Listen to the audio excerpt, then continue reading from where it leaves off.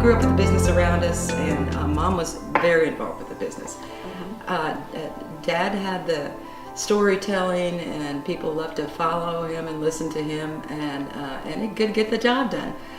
Mom was the one that was always behind the scenes, running the calculator and making sure that the paper was in order and everything like that. So they worked together and she was a very elegant woman. She really was. He was raised on a farm with very little material things. They had lots of love going on and lots of storytelling, but he knew how to make things work with whatever was at hand. So he told me his first big job was a church over in Melbourne. And I says, well, tell me about it. And he says, well, I stayed awake all night, because this was his first big electrical job that he did. But in order to get his business started, he just put on a uniform that said Meisner Electric across the back with his name over the pocket. And he said, all I had to do is walk around downtown. And he said, I'd have work.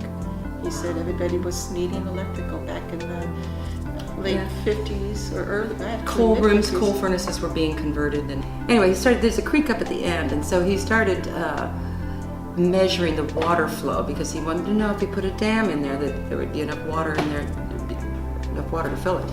Well, he calculated it would take 3 years to fill, and then the following spring there were huge rains after the dam went in, and so it filled it the first year.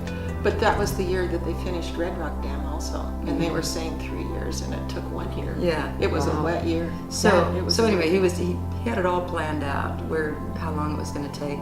So the dam actually went in before they started the house. Well, and I think the one story that I think people might find interesting is that I'm not certain where they found the original idea, but when they saw this house in a magazine, was it? Mm-hmm. He took his builder and they hopped in his twin engine and went out to California to actually see the house.